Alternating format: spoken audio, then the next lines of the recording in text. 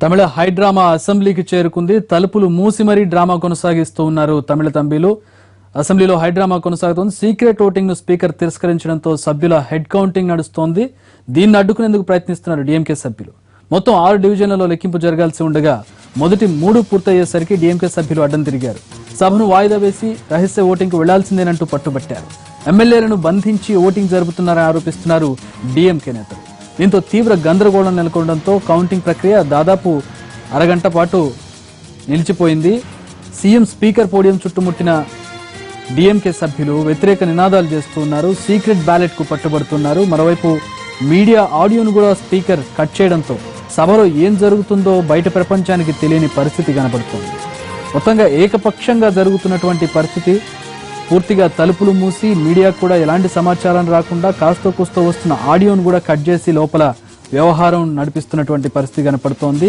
సగం కౌంటింగ్ పూర్తయిన తర్వాత డీఎంకే రహస్య ఓటింగ్కి పట్టుబట్టడం గందరగోళం సృష్టించడంతో ప్రస్తుతం సభలో గందరగోళం కనపడుతోంది. అలాగే కౌంటింగ్ కూడా నిలిచిపోయినటువంటి పరిస్థితి. స్పీకర్ కూడా ఒకంత ఆగ్రహం వ్యక్తం చేసినట్లుగా తెలుస్తుంది. తన వ్యవహారంలో ఎవరు జోక్యం చేసుకోవద్దు, తన అధికారాలకు సంబంధించి ఎవరు మాట్లాడొద్దు అంటూ కూడా స్పీకర్ ఆగ్రహం వ్యక్తం చేసినట్లుగా తెలుస్తుంది. అసలు రహస్య ఓటింగ్ అనే నిబంధనే లేదు అంటూ కూడా ఆయన వ్యాఖ్య చేసినట్లుగా తెలుస్తోంది. మా ఎడిటర్ నేమాని భాస్కర్ మనకి లైవ్ లో అందుబాటులో ఉన్నారు. ఈ పరిణామాలకు సంబంధించి అప్డేట్స్ అలాగే అనాలిసిస్ అందించడానికి. భాస్కర్ గారు, ఏం జరుగుతోంది ఇప్పుడు? ఆడియో కూడా కట్ చేసినట్లుగా తెలుస్తుంది. మీడియాకు వస్తున్నటువంటి ఆడియో లోపల ఏం జరుగుతుంది అనేది బయట ప్రపంచానికి తెలిసే పరిస్థితి లేదు. ఎట్లా చూడాలి జరుగుతున్న పరిణామాలను? మీ దగ్గర ఉన్న సమాచారం ఏంటి? తమిళనాడు అసెంబ్లీలో కాస్త తీవ్రమైనటువంటి గందరగోళ పరిస్థితులు నెలకొన్నాయి. ఉదయం ట్రస్ట్ ఓటు కోసం ముఖ్యమంత్రి పళనిస్వామి తీర్మానం ప్రవేశపెట్టిన తర్వాత జరిగిన పరిణామాల నేపథ్యంలో డిఎంకే కానీ పన్నీర్ సెల్వం వర్గం కానీ సభలో తీవ్రమైనటువంటి అభ్యంతరాలు వ్యక్తం చేయడం, విశ్వాస పరీక్షకు సంబంధించి చర్చ జరగాలన్నది ఒక ఎత్తు. చర్చ తర్వాత ఓటింగ్ జరిపే విషయంలో కూడా రహస్య ఓటింగ్ జరపాలనేటువంటి డిమాండ్ ఒక పక్కన ఉండగా స్పీకర్ నిబంధనలను అనుసరించి, అంటే ఇక్కడ కొన్ని విషయాలను అసెంబ్లీ యొక్క సాంప్రదాయాలను ఈ సందర్భంగా మనం ఒకసారి ప్రస్తావించుకోవాల్సినటువంటి అవసరం ఉంది.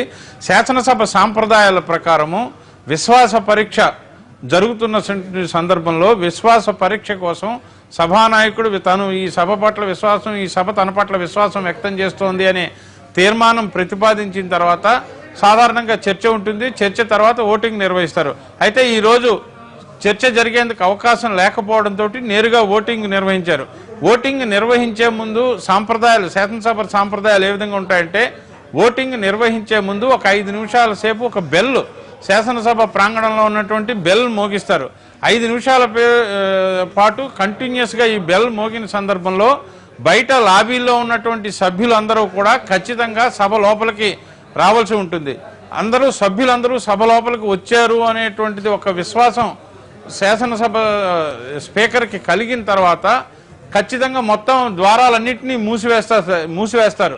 ఎందుకంటే ఓటింగ్ ప్రక్రియలో జరుగుతున్న సందర్భంలో బయట నుంచి లోపలికి, లోపల నుంచి బయటికి వెళ్ళేటువంటి అవకాశం లేకుండా సభలో ఉన్నటువంటి అన్ని ద్వారాలను మూసేస్తారు.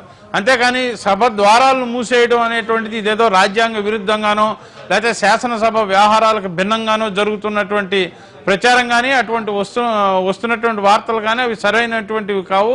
ఆ వ్యవస్థ పట్ల అవగాహన ఉన్నటువంటివి కూడా కాదు. ఖచ్చితంగా ద్వారాలను మూసేసే ఉంచుతారు. కౌంటింగ్ ప్రక్రియ పూర్తయ్యేంత వరకు కూడా ఈ ద్వారాలను తెరిచేటువంటి అవకాశం ఉండదు. ఇది నెంబర్ 1 పాయింట్. తర్వాత శాసనసభలో ఓటింగ్ ప్రక్రియ, విశ్వాస పరీక్ష ఓటింగ్ను హెడ్ కౌంట్ ద్వారా మాత్రమే నిర్వహిస్తారు. ఇది సంప్రదాయంతో పాటు చట్టపరంగా వస్తున్నది. ఎట్టి పరిస్థితుల్లోనూ సీక్రెట్ ఓటింగ్ ద్వారా విశ్వాస పరీక్షను నిర్వహించడం అనేటువంటిది భారత రాజ్యాంగ వ్యవస్థలో, శాసన వ్యవస్థలో ఇంతవరకు ఎప్పుడు జరిగినటువంటి పరిస్థితి లేదు. ఆ సాంప్రదాయము లేదు, చట్టము లేదు. కాబట్టి ఓటింగ్ను తలుపులు మూసివేసి ఓటింగ్ ప్రక్రియ నిర్వహిస్తున్నారు అన్నది విషయం కరెక్ట్ కాదు. రెండో అంశం రహస్య ఓటింగ్ నిర్వహించాలన్న డిమాండ్ కరెక్ట్ కాదు. ఇది కేవలం ఒక రాజకీయ పరమైన డిమాండ్గా మాత్రమే మనం చూడాలి. రహస్య ఓటింగ్ నిర్వహించాలి అన్న డిమాండ్ కేవలం ఒక రాజకీయ పరమైనటువంటి అంశంగా మాత్రమే మనం చూడాలి. స్పీకర్కు పూర్తిగా విచక్షణ అధికారాలు ఉన్నాయి. స్పీకర్ సభలో సభ్యులందరూ ఉన్నారు అనే ఒక నమ్మకం కలిగిన తర్వాత ద్వారాలను మూసేసిన తర్వాత మాత్రమే కౌంటింగ్ ప్రక్రియ ప్రారంభిస్తారు. కౌంటింగ్ ముగిసింది అని స్పీకర్ భావించిన తర్వాత మాత్రమే శాసనసభ ద్వారాలను తెరుస్తారు. అంతవరకు ద్వారాలు మూసేసే ఉంటాయి. అయితే ఈ సందర్భంలో ప్రస్తుతం తమిళనాడు శాసనసభలో జరుగుతున్నది ఏంటంటే ఏడీఎంకేలో ఒక చీలిక వర్గం పన్నీర్ సెల్వం వర్గం కానీ, ప్రధాన ప్రతిపక్షంగా ఉన్నటువంటి డిఎంకే స్టాలిన్ కానీ ఈ ప్రభుత్వము ఎమ్మెల్యేలను బెదిరించింది, ఎమ్మెల్యేలను ఒత్తిడికి తీసుకొచ్చింది, ఎమ్మెల్యేల పట్ల అమానుషంగా ప్రవర్తించింది. ఈ ఎమ్మెల్యేలు మనస్సాక్షిగా అంతరాత్మ ప్రబోధం మేరకు ఓటు వేసేటువంటి పరిస్థితి లేదు కాబట్టి రహస్య ఓటింగ్ నిర్వహించాలి అనేటువంటి మాటను చెప్తున్నప్పటికీ కూడా, డిమాండ్ చేస్తున్నప్పటికీ, స్పీకర్ పోడియం చుట్టుముట్టినప్పటికీ కూడా ఆ ప్రక్రియని నిబంధనల ప్రకారం స్పీకర్ చేపట్టేటువంటి అవకాశం ఉండదు. ఒకవేళ ఎవరైనా ఈ శాసనసభలో పరిస్థితులు తీవ్రంగా ఉన్నాయి, ఈ శాసనసభలో బల నిరూపణకు అవకాశం లేదు, సభ్యులకు రక్షణ లేదు అనేటువంటి అంశాన్ని ఏ సభ్యులైనా కోర్టు దృష్టికి తీసుకెళ్ళినట్లయితే హైకోర్టు జోక్యం చేసుకుని ఈ సభలో పరిస్థితులు పరిణామాలు కొంత అనుమానంగా ఉన్నాయి అనేటువంటి కోర్టు భావించినట్లయితే, కోర్టు ఒక డైరెక్షన్ ఇచ్చినట్లయితే మాత్రమే రహస్య ఓటింగ్ జరిగేటువంటి పరిస్థితులు ఉంటాయి.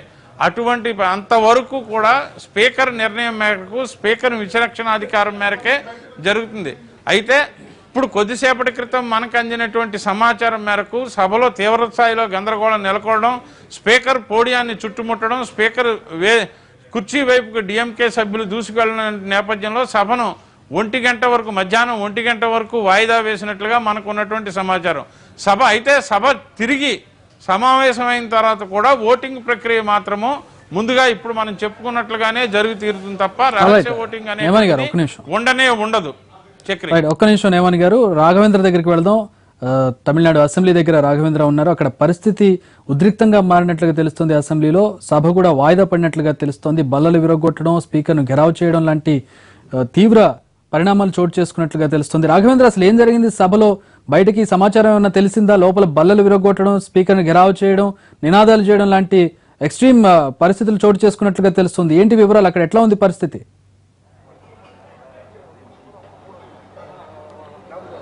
చక్రి, ఇప్పుడే తమిళనాడు అసెంబ్లీ నుంచి స్పీకర్ ధన్పాల్ బయటకు వెళ్ళినట్టుగా తెలుస్తుంది. 1 గంట వరకు సభను వాయిదా వేసినట్టుగా సమాచారం అవుతుంది. అయితే దీనికి సంబంధించి ఇంకా అధికారికంగా వివరాలు బయటకు రావాల్సింది. మొత్తం మీద డిఎంకేతో పాటు పన్నీర్సెల్వం వర్గం, అదేవిధంగా కాంగ్రెస్ ఎమ్మెల్యేలు తీవ్రమైన గందరగోళ పరిస్థితులు తమిళనాడు అసెంబ్లీలో సృష్టించినట్టు తెలుస్తుంది. అసెంబ్లీ ప్రారంభమైనప్పటి నుంచి కూడా ముందుగా సీక్రెట్ ఓటింగ్ కోసం పట్టుబట్టారు. సీక్రెట్ ఓటింగ్ ప్రతిపాదన, విపక్షాల సీక్రెట్ ఓటింగ్ ప్రతిపాదనను తమిళనాడు స్పీకర్ తిరస్కరించారు. డివిజన్ ఓటింగ్కి వెళ్లారు. అప్పటి నుంచి కూడా డివిజన్ ఓటింగ్ మొదలైనప్పటికీ కూడా విపక్ష సభ్యులు, కాంగ్రెస్, అదేవిధంగా డిఎంకే సభ్యులు, అదేవిధంగా పన్నీర్సెల్వం వర్గానికి సంబంధించిన ఎమ్మెల్యేలంతా కూడా గందరగోళ పరిస్థితులు సృష్టించారు. స్పీకర్ పోడియం ముందు నిల్చొని స్పీకర్ కు అదేవిధంగా పళనిస్వామికి వ్యతిరేకంగా నినాదాలు చేస్తూ వచ్చారు. అయినప్పటికీ కూడా ఆ ప్రక్రియ కొనసాగుతూ వచ్చిన నేపథ్యంలో డిఎంకేకి సంబంధించిన 2 ఎమ్మెల్యేలు టేబుల్ పైకి ఎక్కినట్టుగా తెలుస్తుంది. టేబుల్ పైకి ఎక్కి స్పీకర్ కు వ్యతిరేకంగా నినాదాలు చేసినట్టుగా తెలుస్తుంది. అదే సమయంలో పన్నీర్సెల్వం మాట్లాడుతూ ఇప్పటికిప్పుడు ఇవాళ సభలో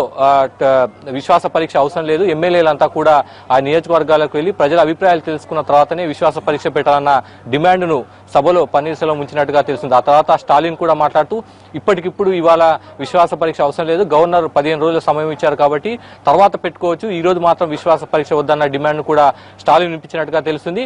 అయితే విపక్షాలు కానీ ఇతర ఏ రాజకీయ పార్టీ చేసిన ప్రతిపాదనను తాను అంగీకరించలేదని స్పీకర్ ప్రకటించిన వెంటనే డిఎంకే ఎమ్మెల్యేలు సభలో గందరగోళం సృష్టించడం మొదలుపెట్టినట్టు తెలుస్తుంది. ఈ నేపథ్యంలో డిఎంకే ఎమ్మెల్యేలంతా కూడా స్పీకర్ పోడియం చుట్టుముట్టారు. ఆయన పైకి కాగితాలు విసిరివేశారు. అదేవిధంగా అక్కడ ఉన్న టేబుల్ను విరగొట్టే ప్రయత్నం కూడా చేసినట్టుగా తెలుస్తుంది. అయినప్పటికీ కూడా స్పీకర్ చాలాసేపు సభలోనే ఉండే ప్రయత్నం చేసినట్టుగా తెలుస్తుంది. అయినప్పటికీ కూడా డిఎంకే సభ్యులు, అదేవిధంగా కాంగ్రెస్, అదేవిధంగా పన్నీర్సెల్వం వర్గానికి సంబంధించిన ఎమ్మెల్యేలు తీవ్రమైన గందరగోళ పరిస్థితులు సృష్టించిన నేపథ్యంలో స్పీకర్ కొద్దిసేపటి క్రితం సభ నుంచి బయటకు వెళ్ళినట్టుగా తెలుస్తుంది. సభను 1 గంట వరకు వాయిదా వేసినట్టుగా మనకు సమాచారం అవుతుంది. చక్రి, రైట్. రాఘవేంద్ర, బయట ఎవరైనా వచ్చారా? డిఎంకే ఎమ్మెల్యేలు కానీ ఎవరైనా లోపల నుంచి బయటకు రావడం జరిగిందా? మీడియాతో మాట్లాడే అవకాశం ఏమైనా కనపడుతుంది? తమిళ మీడియా ఎట్లా చూస్తోంది దీన్ని?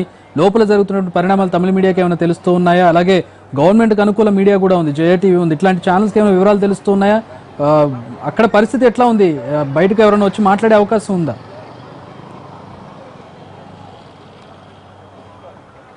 అంటే చక్రి మనతో పోల్స్తే అంటే ఆంధ్రప్రదేశ్ తెలంగాణ రాష్ట్రాలతో పోల్స్తే కొంత భిన్నమైన వాతావరణం ఇక్కడ ఉంది. సభ ప్రారంభమైన 15-20 నిమిషాల వరకు అసెంబ్లీలో జరుగుతున్న ప్రొసీడింగ్స్ మనకు వాయిస్ ద్వారా, అంటే ఇక్కడ మీడియా రూమ్ ఉంది, అక్కడ వాయిస్ ద్వారా సభ ప్రొసీడింగ్స్ తెలుసుకునే ఇన్ఫర్మేషన్ కూడా ఫెసిలిటీ కూడా ఉంది, ఏర్పాటు చేశారు. ఆ విధంగా సభ ప్రారంభం అవడం, అదేవిధంగా పళనిస్వామి విశ్వాస పరీక్షకు సంబంధించిన ప్రతిపాదనను సభ ముందు ఉంచడం, అదేవిధంగా స్టాలిన్ పన్నీర్సెల్వం డిమాండ్లు వీటన్నిటి కూడా వింటూ వచ్చాం. అయితే ఆల్ ఆఫ్ సడన్ గా ఆ ఆడియో స్పీకర్ ను ఇక్కడ ఉన్న రూమ్ లో పబ్లిక్ రిలేషన్ రూమ్ లో ఆఫ్ చేయడం జరిగింది. దీంతో సభలో ఏం జరుగుతుందని బయటకు తెలిసే పరిస్థితి. పైన మీడియా గ్యాలరీ ఉన్న రిపోర్టర్లు బయటకు వచ్చిన తర్వాతే ఫోన్లన్నీ కూడా కింద పెట్టి రిపోర్టర్లు అంతా పైకి వెళ్లారు. వాళ్ళంతా కిందికి వచ్చిన తర్వాతే సభలో ఏం జరిగిందన్న విషయం కూడా మనకి ఇప్పుడిప్పుడు తెలిసిన పరిస్థితి. మొత్తం మీద మాత్రం డిఎంకే సభ్యులు తీవ్రమైన గందరగోళ పరిస్థితులు సభలో సృష్టించినట్టుగా మనకు సమాచారం ఉంటుంది. టేబుల్ను విరగొట్టే ప్రయత్నం చేశారు. అదేవిధంగా స్పీకర్ పోడియం చుట్టూ చేరి అక్కడ ఎటువంటి ప్రొసీడింగ్స్ జరగకుండా సభను అడ్డుకోవడం, అదేవిధంగా ఈ రోజు మాత్రం విశ్వాస పరీక్ష ఎట్టి పరిస్థితుల్లో వద్దు, సభను వాయిదా వేయాలన్న డిమాండ్ కూడా వారు వినిపించినట్టుగా తెలుస్తుంది. ఈ నేపథ్యంలోనే సభను స్పీకర్ 1 గంట వరకు వాయిదా వేస్తూ బయటకు వెళ్ళిపోయినట్టుగా మనకు సమాచారం అందుతుంది. Chakri, thanks for the updates Raghavendra. మొత్తానికి విపరీత పరిణామాలు చోటు చేసుకున్నట్లుగా తెలుస్తోంది. ఒక డిఎంకే ఎమ్మెల్యే సెల్వం అనే ఎమ్మెల్యే స్పీకర్ సీట్లోకి వెళ్లి కూర్చున్నట్లుగా తెలుస్తోంది. స్పీకర్ అప్పటికే బయటకు వెళ్లిపోయారు. స్పీకర్ సీట్లోకి వెళ్లి ఒక ఎమ్మెల్యే కూర్చున్నట్లుగా తెలుస్తోంది. బల్లలు విరగ్గొట్టి విసిరేసినట్లుగా తెలుస్తోంది. పేపర్లు చింపి స్పీకర్ పోడియం మీదకు విసిరినట్లుగా తెలుస్తోంది. బల్లలెక్కి నిరసన తెలియజేసినట్లుగా తెలుస్తోంది. ఇదంతా కూడా డిఎంకే ఎమ్మెల్యేలు, అలాగే పన్నీర్ వర్గానికి సంబంధించిన ఎమ్మెల్యేలు ఈ గందరగోళానికి దారితీసినట్లుగా తెలుస్తోంది. మనం విజువల్స్ చూస్తూ ఉన్నాం. బయటకు వచ్చిన కొంతమంది ఎమ్మెల్యేలు మాట్లాడే ప్రయత్నం చేస్తూ ఉన్నారు. లోపల చాలా గందరగోళ పరిస్థితులు నెలకొని ఉన్నాయి. లోపల ఏం జరుగుతుంది అనేది బయటకు తెలిసే అవకాశం మాత్రం లేదు. అక్కడ నుంచి వచ్చినటువంటి మీడియా ప్రతినిధుల ద్వారా ఈ సమాచారం తెలుస్తోంది. లోపల తీవ్రమైనటువంటి పరిణామాలు చోటు చేస్తున్నట్లు తెలుస్తుంది. ముందు నుంచి కూడా అనుకుంటూ ఉన్నాం ఎక్స్ట్రీమ్ గా జరిగే అవకాశం ఉంది అని చెప్పి. దీనికి తగ్గట్టుగానే లోపల మార్షల్స్ ను కూడా మోహరించారు. దాదాపు 100 నుంచి 200 మంది మార్షల్స్ లోపల సెక్యూరిటీగా పెట్టినట్లుగా తెలుస్తుంది. బయట కూడా భారీగా పోలీసులను మోహరించారు, ఎలాంటి అవాంఛనీయ సంఘటనలు జరగకుండా. ఊహించినట్టుగానే లోపల ఘటన చోటు చేసుకుంది. రహస్య ఓటింగ్కు పట్టుబడుతూ, సభ వాయిదాకి పట్టుబడుతూ డిఎంకే తీవ్ర పరిణామాలకు ఆజ్యం పోసిందని చెప్పుకోవాలి. ముందుగా స్టాలిన్ ఆగ్రహం వ్యక్తం చేశారు రహస్య ఓటింగ్ జరపకుండా